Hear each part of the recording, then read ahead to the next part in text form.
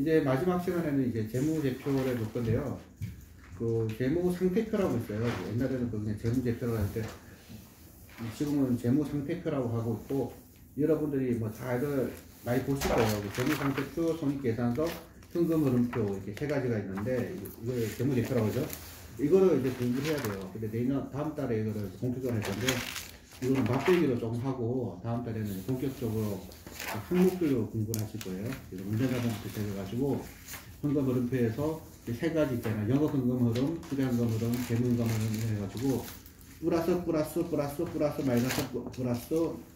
마이너스 플러스 이렇게 해갖고 총 9가지인가 나와요. 여기에. 그래서 현금흐름표로 해가지고 어떤 기업이 가장 좋은 기업인가, 가장 좋은 기업은 영업현금흐름이 있을 플러스가 되고, 그리고 투자현금흐름에서 마이너스가 되고, 그리고 재무 그 현금흐름이 마이너스가 된 기업이 제일 좋은 기업이거든요. 근데 그 영업현금흐름에서 플러스고 재무현금, 그 투자현금흐름에서는 마이너스고, 이제 그 재무현금, 그러니까 투자현금이 마이너스고 재무현금흐름이 플러스인 기업은 이제 그 좀 오래된 기업들이고, 성장하는 기업들은 영어에서 돈 번 돈과 재무화에서 돈 번 돈을 합쳐갖고 투자에 때려 붓는 기업들이 되게 좋은 기업들이거든요. 그래서 우리가 가입투자할 때는 현금흐름표를 반드시 봐야 돼요. 그래야지 제가 앞서 이제 시간에 말씀드린 것처럼 손익계산서라는 거는 그 발생주의에 의해서 작성되는 거고, 현금흐름표로는 현금주의에 대해서 하는 거다 보니까 손익계산서 상으로는 영업이익이 나오고 당기수익이 나오는 것처럼 보이지만 현금이 없는 기업들이 너무 많은 거예요, 이게. 그래서 현금흐름표를 제대로 보지 않으면은 분식이라든지 애들이 장난짓 하는 거를 못 잡아내거든요, 그거를. 그래서 이 부분은 이제 다음 달에 한 두세 시간에 걸쳐서 집중적으로 이제 한번 공부를 해가지고, 내가 이제 개별 기업들 공부하실 때 재무제표를 볼 때 왜 현금흐름표를 봐야만 되는지에 대해서 이제 집중적으로 공부를 하실 거고, 끝나면은 DCF하고 리머하고 에바, 에비타, 그러니까 에바라는 것도 있거든요. 에바라든지 EV, 에비타 같은 거 해가지고 각 산업별로 어떻게 투자해야 될지에 대해서 이제 공부를 하실 겁니다. 그리고 재무상태표와 손익계산서 할 때는 이제 각 항목별로 다 봐야 되는데, 요거는 정말 이제 지겨운 일이지만 해야 돼요. 한 번은 문고 가야 될 부분이니까 그거는 이제 다음 달에 5시간이면은 뭐 충분할 것 같고, 만약 모질하면은 이제 뭐 보강하죠. 뭐 보강이라는 게 더 있으니까. 먼저 이제 재무상태표는 여러분 다 알다시피 그 재무상태표는 자산이 있고 그다음에 부채, 자본이 있습니다. 그래서 이제 재무제표 세 가지는 같이 봐야 돼요. 그래서 재무제표와 손익계산서가 있는데 나중에 현금흐름표까지 보면서 각 계정이 어떻게 유기적으로 왔다리 갔다리 하는지를 이제 보셔야 되거든요. 그래서 이 재무제표에서 이제 보면은 이 부채 자본, 이 부분은 자본의 조달이라는 부분입니다. 그러니까 자산 운용, 그러니까 어떻게 자본을 조달해서 이 자산을 가지고 있고 이 자산을 운용해서 어떤 이익이 나왔는지가 이제 나오는 거거든요. 그래서 자기 자본, 그러니까 ROE와 ROA가 중요하다고 했잖아요. ROE는 equity, 그러니까 자본에서 얼마큼 이제 수익을 냈는지가 ROE고, ROA는 asset, 자산에서 얼만큼 이익을 냈는지가 중요한 건데, 투자자 입장에서는 equity인 자본에서 얼마큼 리턴을 나오는지가 중요하겠지만, 기업 경영자 입장에서는 equity가 아니라 asset, 자산에서 얼마큼 돈을 버는지가 중요하다는 겁니다. 그러면 우리가 투자자인지 트레이더인지를 볼 때 우리는 투자자라고 했잖아요. 투자자라고 한다면은 기업 경영자 입장에서 우리는 어떤 종목을 보고 투자를 한다면은 ROE보다 ROA도 볼 필요가 있다는 거죠. 그래서 ROA 부분에서는 연간으로 보면 성장했던 기업인데 분기로 보면은 역성한장처럼 보이는 기업들의 트레이더들이 손해를 보고 손절하고 나오는 종목들을 우리는 다 막을 수 있다는 거죠. 단 두 분기만 시작이 미스가 나도 사람들 다 팔아버리거든, 트레이더들은. 그 트레이더들이 팔아서 쭉 빠졌던 거라 우리 투자자들이 다 막아가지고 돌아가야 된다. 겁니다. 그래서 여기서 재무상태표와 손익계산서는 이제 발생주의거든요.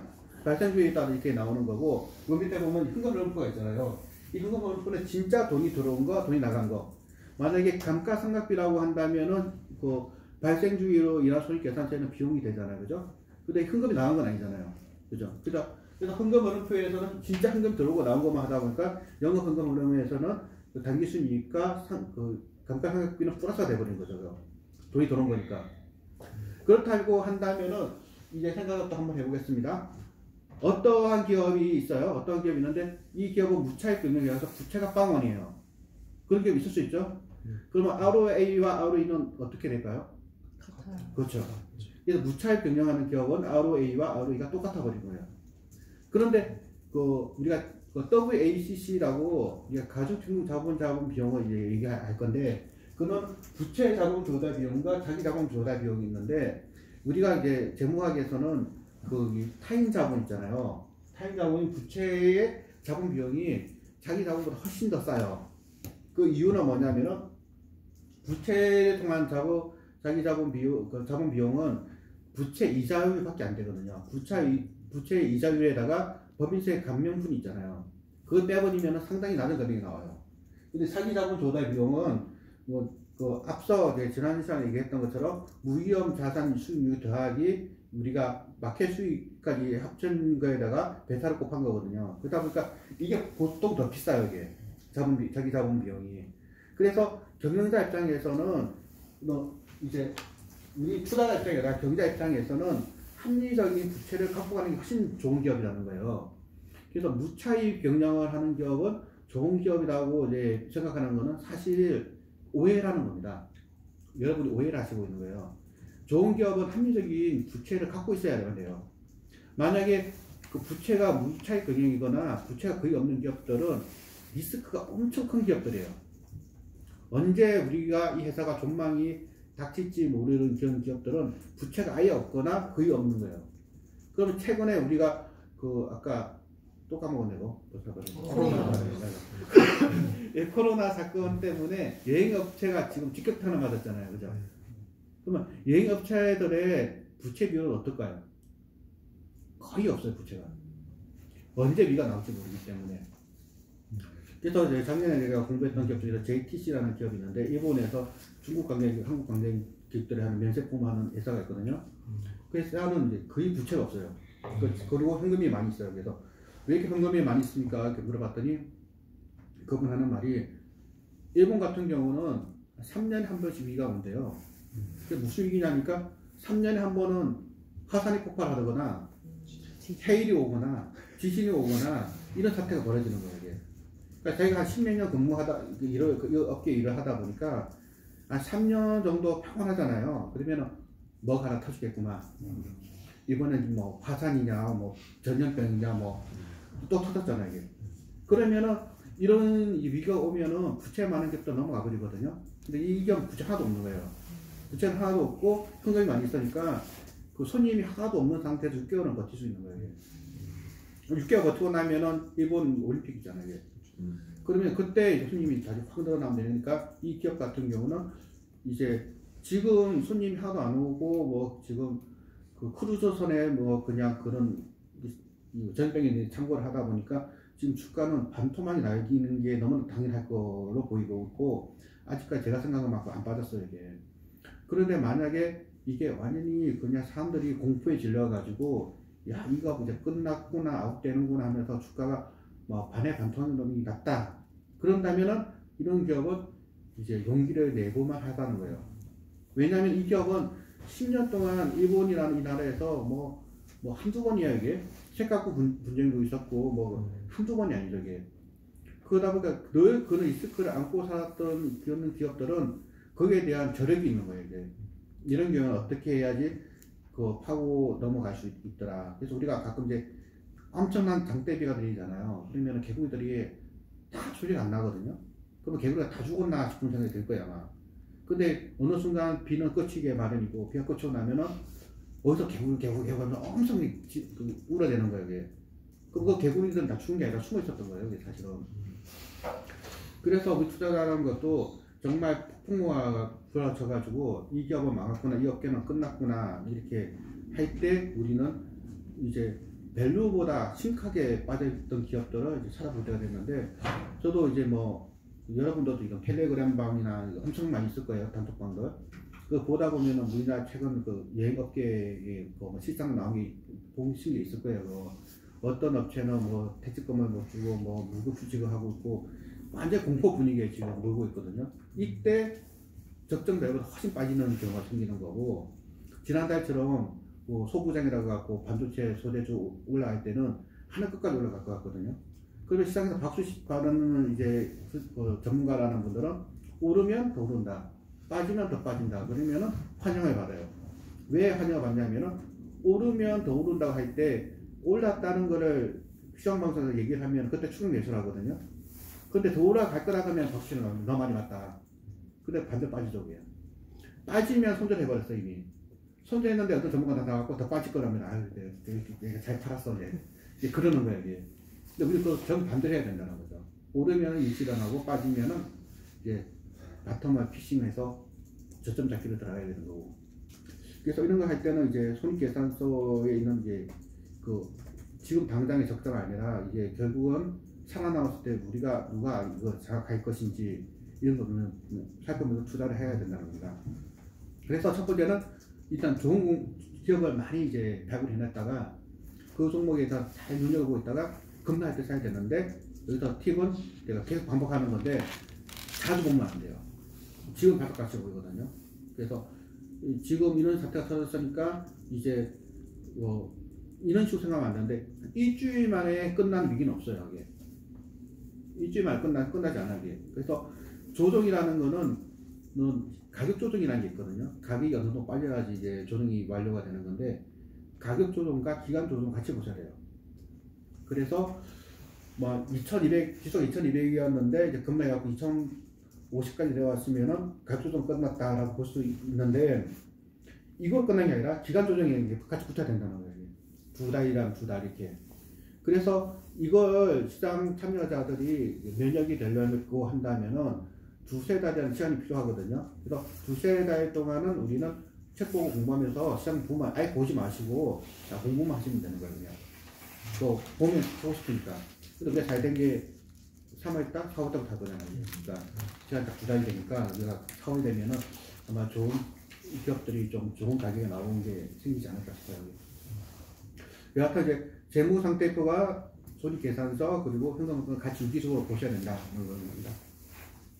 근데 자산은 뭐가 있는가라고 보면 이 앞에 이제 자산의 항목을 이제 하는 겁니다.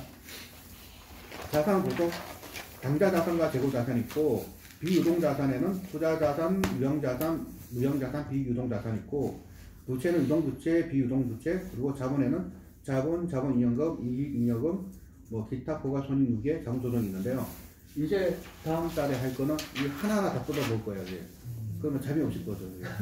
그러니까 다음 달에 올 때는 다 커피 다 준비하시고 잠깨는 약 그리고 우리 여자분께서는 이제 송곳 허벅 찔러가면서 공부하셔야 되니까 이거 이제 보실 건데, 하나하나 이제 보는 이유는 이걸 통해서 어떤 우리가 그 숫자를 보고 어떤 이제 판단해야 될지를 이제 보셔야 되거든요.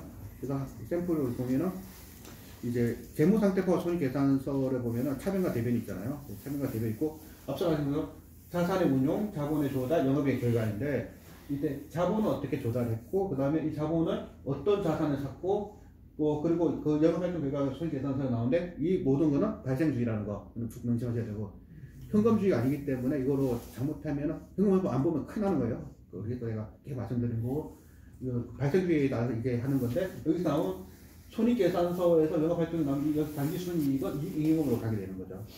이익잉여금을 안 가는 것들은 배당으로 빠져나가는 게 있을 수 있고, 그래서 이 돈을 조달해서 자산으로 이제 넘어가는데, 또 조심하셔야 될 게 가끔 잘 모르시는 분들이 자본금은 100억인데 이익잉여금이 1000억이라고 가정해봐요. 그러면 이 회사에 돈이 1000억이 있네 이렇게 생각하면 될까요, 안 될까요?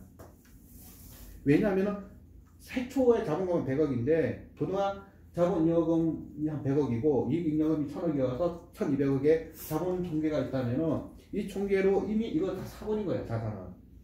그죠? 그래서 여기 있는 돈이 현금이 있다고 생각하시면 이제 큰일 나는 건데, 이게 이런 기초적인 거를 정부가 잘 모르더라고요, 정부가. 그래서 유보율이 몇 프로고 유보금이 얼마인데 왜 배당을 하지 않냐라는 참으로 그냥 황당한 주장하시는 정부 관료 분들이 있어가지고 나도 깜놀라서 투자를 안 하시는 분들이 정부 관료가 돼서 그런 것 같아요. 이게. 그러니까 유보율이라는 거는 단기 순이익에서 이익 잉여금으로 넘어갔는데 이 잉여금 중에서 배당을 하고 유보가 된 돈이 많이 있다는 거거든요. 그런데 이거는 이미 자산 사본인가 이미. 그래서 이 돈은 지금 공장, 기계, 설비, 뭐 땅 다 들어가 있는 거예요. 들어가 있기 때문에 실제 자산에서의 현금성 자산과 여기서 잡은 거는 이제 관계가 없는 거예요. 그래서 우리가 뭐 넷넷이라 그래가지고 순현금 이런 기업 같은 거 계산할 때는 이거와는 관계없이 이 자본 계산을 보고 이제 하는 거거든요. 그래서 그 부분을 좀 보셔야 될 것 같고, 그리고 매출에서 이제 장기 수익이 나오는데 저는 이제 필리핀식 투자를 하잖아요. 근데 필리핀식 투자에서 가장 기본은 매출액을 보는 거예요. 매출액. 근데 우리가 이걸 보면은 위에서부터 매출액부터 매출원가, 판매 관리비, 영업이익 이게 쭉 나오잖아요. 맨 위를 이제 탑라인이라고 그래요. 이제 탑라인. 위에 있다는 탑라인. 그리고 맨 밑에 있는 단기 순이익을 이제 바텀라인이라고 하는데 위가 그 바텀이라는 거죠. 그래서 보통 이제 투자자들은 바텀만 많이 보는 거예요. 단기 순이익이 어떻게 이제 증가하는지를 보는데, 단기 순이익이 증가하는 방법에는 매출단, 그러니까 탑라인에서는 매출은 그대로 있는데 여기 영업이익에서 위에 있는 판매 관리비, 판관비를 줄여도 단기 순이익이 늘어날 수 있거든요. 근데 이런 기업은 좋은 기업이 아니에요. 좋은 기업은 그 탑라인 매출이 성장하는 기업이 가장 좋은 기업인데, 그러니까 네 가지 경우를 생각할 수 있죠. 그 탑라인이 매출액도 증가하고 영업이익도 증가하는 경우가 있고, 그 매출액은 증가하는데 영업이익은 감소하는 경우가 있고, 매출액도 감소하고 영업이익도 감소하는 경우가 있고, 매출액은 감소하는데 영업이익이 늘어날 수도 있어요. 이게. 그런데 매출액은 감소하는데 영업이익이 늘어나는 기업도 있을 수 있는 건데, 그거는 지역 짜익하는 거거든요. 판관비를 줄이기 위해 가지고 직원들 월급을 삭감시킨다든지, 아니면 꼭 투자해야 될 연구개발비 같은 거를 삭감시킨다든지, 이렇게 해도 그 바텀라인 단기 순이익이 늘어날 수도 있어요. 근데 이런 기업들은 좋은 기업이 아니라는 거예요. 가장 좋은 기업들은 매출단에서 늘어났는데 투자의 영업도 늘어나면 이미 주가가 올라가 있겠죠, 그죠? 근데 우리가 해야 될 건 2단계를 봐야 된다고 했잖아요. 이게 좋은 기업과 좋은 가격 두 가지 봐야 되는데, 우리는 좋은 가격에 있는 기업들은 이런 이제 뭔가 문제 있어서 좋은 가격에 있는 건데, 이 좋은 가격에 있는 기업들이 이제 매출은 늘어났는데 영업이익이 어떤 사유로 인해서 늘어나지 못하고 감소하고 있어서 이제 바텀라인이 안 좋아서 주가가 낮은 것 중에서 그 바텀라인이 낮아지는 거를 해소할 만한 어떤 이슈가 있는 거, 그런 거 우리가 찾는 작업을 할 거예요. 이제 그런 기업이 있으면 그런 기업을 샀다가 그게 영업이익이 개선될 수 있는 어떤 이벤트가 2분기, 3분기에 나타난다면은 3분기 시작 발표가 11월 15일까지 발표 나잖아요. 그때 발표 나면은 한번 움직이겠다 싶은 기업들이 있으면 우리는 발굴해서 투자하면 되는 거죠. 그래서 이제 이런 거를 봐야 되는데, 그거 보려면은 한 시간 뜯어봐야 되는 거죠. 그래서 자본의 조달은 어떻게 할 것인지, 자본을 구성 어떻게 할 것인지, 영업활동 결과는 어떻게 해서 단기 수익은 만들어서 잉여금을 만들 건지 배당금을 줄 것인지, 이걸 이제 보셔야 되는데, 이제 배당 투자라는 거는 이 단기 순이익에서 잉여금으로 다 보내지 않고 일부를 배당금으로 투자자한테 이제 보내주는 거거든요. 근데 여기서도 이제 또 문제가 뭐냐면은 우리나라 기업과 미국 기업은 많이 틀리다는 거예요. 제가 앞서 그 보리바르를 얘기하면서 남미와 북미의 차이를 말씀드렸잖아요.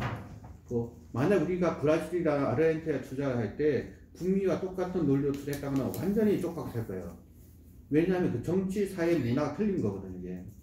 근데 우리나라에 투자할 때도 미국, 북미의 그 투자 문화와 동일하게 적용하면은 정말 이제 낭찬 이제 당하는 이유가 뭐냐면은 이 단기 순이익에서 이익 인용을 다 보낼 것인지 아니면은 배당으로 이제 줄지 이 부분인데, 미국 같은 경우는 그 실적이 올라가면은 주가는 반드시 올라가요. 거의 그냥 반드시 하면 너무 심하니까 거의 올라가요. 거의. 왜 그러냐면은 영업이익이 나잖아요. 단기 수익이 나잖아요. 그럼 이거를 거의 100% 배당 아니면 자사주 매입으로 어떻게 해요? 돌려주는 거예요. 우리나라는 자사주 매입이 하면 어떻게 해요? 저점에 사가 고점 팔잖아요. 자본 이익으로 챙기잖아요. 그런데 미국에서는 자사주 매입하면 그건 속각이에요.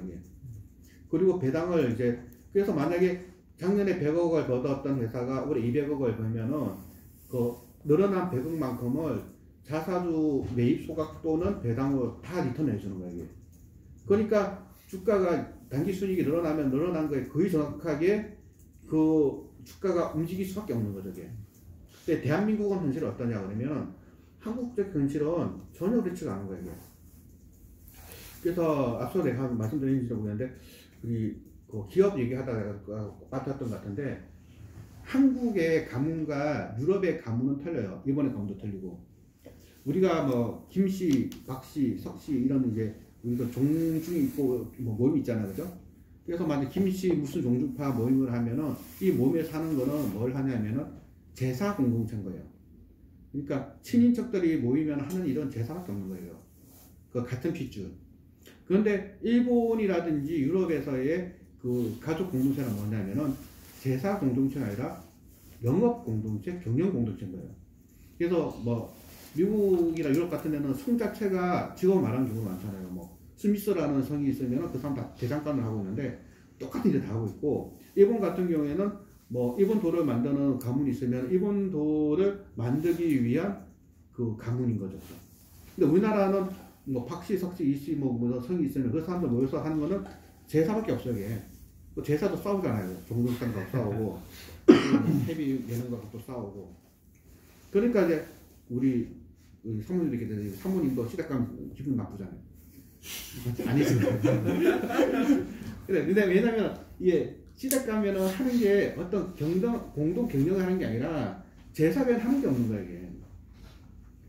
그래서 뭐 어떤 마을에 가면은 이제 수동 마을도 있잖아요. 이게 뭐 박씨, 김씨만 있는 모임도 있고.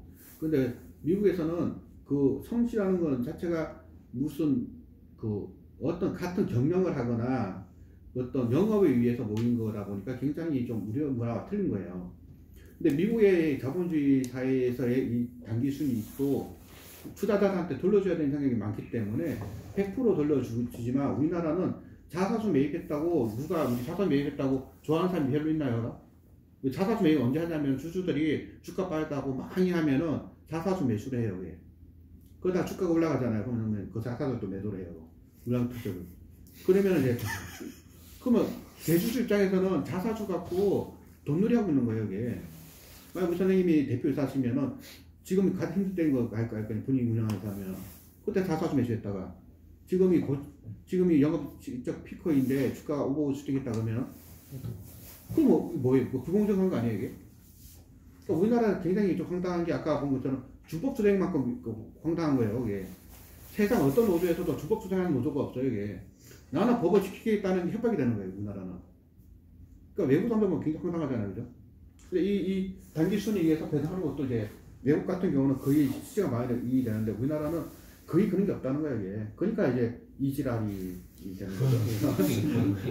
그래서 이제 많은 제품들이 우리 경제 민주화가 된다는 거는 주주들한테 정확하게 이 단기 순이익이 돌아만 가더라도 우리나라 종합주가 수가 2천에 머물러 있을 리가 없다는 거예요. 벌써 4천, 5천 가버렸지. 근데 이게 좀 문제가 있다는 거를 그래서 우리 이거 주식 투자 하다 보면은 보수적으로 바뀐다는데 난 하다 보면은 진보적으로 바뀌더라고요. 이게 뭐 잘못됐어요 이게. 그래서 이제 개별 기업을 보면은 이게 막 유한상사라는 기업의 재무제표를 갖고 왔거든요.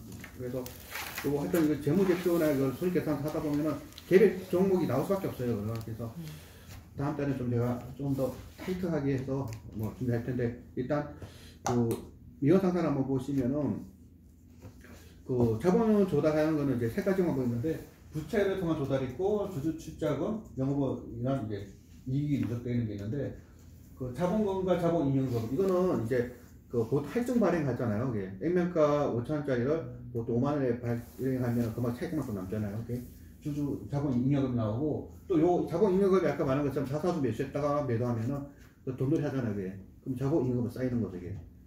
그래서 어떤 기업도 보면 자본잉여금이 많이 쌓인 기업들이 있는데 이익잉여금보다 자본잉여금 더 많은 기업도 있어요. 이게. 그러면 이 사람은 뭐 재테크를 엄청 잘하는 기업이죠. 자기가 영업활동에서 번 임금보다 자사주 매매를 해서 돈을 더 많이 버는 그런 기업도 있죠. 그래서 저주들의 투자금으로 이제 자본과 자본 잉여금이 생기고 그 다음에 이익 잉여금은 이제 1,700억. 이 회사도 자본 잉여금이 좀 상당하네요, 그죠? 원래 자본금은 66억인데 334억이 이제 자본 잉여금이니까 그 자본 총계는 이제 2,200억 정도. 미원상사는 이제 알다시피 나중에 한번 공부해 보셔야겠지만 전자재료 사업부의 영업이익이 굉장히 개선되고 있어가지고 좀 이제 공부해 볼만한 기업입니다, 이것도. 그래서 이제 자본의 구성되는 것도 이렇게 구성이 되어 있다는 거고요. 그리고 한 번 더 가서 이번에는 이제 운전자본에 대해서 공부해 보겠습니다. 이거는 다나와라는 회사가 있는데 다나와의 운전자본 한번 보겠어요. 운전자본은 재고자산 더하기 매출대권이에요. 그래서 재고자산이라는 거는 사실 돈이 묶여 있는 거예요, 재고품. 우리 장사해 보신 분은 알겠지만 그 우리가 어떤 이제 가게 들어가면 가게 제품이 다 설비가 주게 돼 있잖아요. 이게 다 재고자산이잖아요. 이게 운전 자본이 많으면 많을수록 그 현금 부담이 상당히 이제 부담이 되는 거죠. 그래서 이제 운전 자본은 재고 자산 더하기 매출 채권이고 순운전 자본은 재고 자산 더하기 매출 채권에서 매입채무를 뺀 게 순운전 자본입니다. 그래서 운전 자본이 많은 기업과 운전 자본이 많이 필요하지 않는 기업들이 또 특징을 우리가 파악해야 돼요. 운전 자본이 많이 필요한 기업들은 부채를 많이 갖고 가시기 아주 어렵죠. 왜냐하면 돈이 계속 묶여 있으니까. 그리고 운전 자본이 이제 최소한만 들어있는 기업들은 가벼운 기업들이어서 우리가 투자하기에 적합한 기업들, 이제 이런 기업들이라고 보면 될 것 같고요. 그래서 다나와 같은 경우는 운전 자본이 339억인데 이 회사 같은 경우는 매입 채무가 183억이 있어서 최근 이제 분기 보고서 갖고 왔는데 순운전 자본은 156억 갖고 이제 돈을 굴릴 수가 있는데 시총은 3,400억이 되는 거예요. 그러니까 굉장히 이제 가볍게 이제 그 운영하고 있는 기업이다. 그래서 노는 기업이 이제 좋은 기업인데 반대로 운전 자본이 엄청 많이 들어있는 기업들은 무거운 중후장대 기업들인데 그것들은 이제 우리들을 가슴 떨리게 하는 기업들이에요. 그냥 가슴 부달려가지고 이거 갖고 있으면 밤새도 스치고 막 악몽 꾸고 이제 그런 기업들이고 이런 기업들이 좀 좋은 기업들이다 이런 겁니다. 요까지가 일단 보이네. 예. 그다음 주주이익인데 워렌 버핏이 말한 게 주주이익을 이제 얘기 많이 했잖아요. 주주이익은 뭘 말하냐면은 순이익에 감가상각비를 더한 거에다가 유형자산 투자와 운전자본 증가를 뺀 것들입니다. 그래서 이제 주주이익이 중요한 거는 그 워렌 버핏도 이렇게 유형자산이나 이런 데 들어있는 거 굉장히 싫어했어요. 그거를. 그래서 실제 주주들이 가지고 갈 수 있는 거는 그 순이익과 감가상각비에 돈이 나가는 게 아니잖아요. 그죠? 그래서 여기서 이제 이 유형자산 투자와 운전자본 증가를 뺀 거를 주주이익이라고 그러고 이 주주이익 증가가 개선되는 기업들을 좋은 기업이라고 얘기했다는 겁니다. 그래서 이렇게 버핏 관점에서 보면은 이제 운전자본이 많이 들어가는 기업들은 다들 이제 좋은 기업이라고 아니라고 볼 수 있고 우리가 원래 버핏을 한다면은 이런 부분은 이제 관심을 갖고 보셔야 될 거라는 겁니다. 근데 유동비율이라고 있는데 유동비율은 이제 망할 건지 안 망할 건지에 대한 거여서 이거는 이제 3월 말까지만 조심하시면 돼요. 그 감사 보고서만 통과되면은 이제 문제는 안 되거든요. 그래서 다음 달에는 이런 거 이제 항목 하나씩 보면 다 할 건데 막 하품하고 막 졸고 막 자고 그럴 거예요 다들. 그러니까 주무시지 않게 좀 컨디션 잘 만드시고. 그래서 오늘은 이렇게 맛배기로 하고 내가 다음 달 다 하려고 했더니 이거 아무 생각이 들고 다 주무실 것 같아갖고 좀 일부만 좀 갖고 왔거든요. 그래서 다음 달에 본격적으로 하도록 하겠습니다. 일단 발표 여기까지 마무리하도록 하겠습니다.